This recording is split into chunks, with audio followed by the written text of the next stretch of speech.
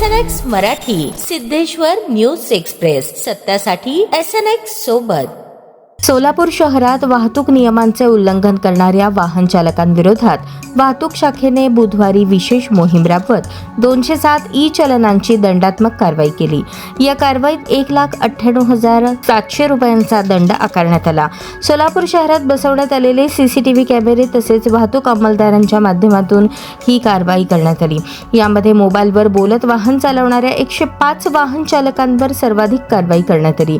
याशिवाय triple seat वाहन चालवणाऱ्या 37 जणांवर, रिक्षाच्या पुढील सीटवर प्रवासी घेऊन वाहन चालवणाऱ्या 31 रिक्षा चालकांवर, विनागणवेश रिक्षा चालवणाऱ्या 9 जणांवर तसेच HSRP क्रमांक प्लेट नसलेल्या 25 वाहनांवर ई-चलनाद्वारे दंडात्मक कारवाई करण्यात आली. वाहतूक नियमांचे काटेकोर पालन करून सुरक्षित वाहतुकीस सहकार्य करावे असे आवाहन वाहतूक विभागाचे सहाय्यक पोलीस आयुक्त सुधीर खिरडकर यांनी केले आहे.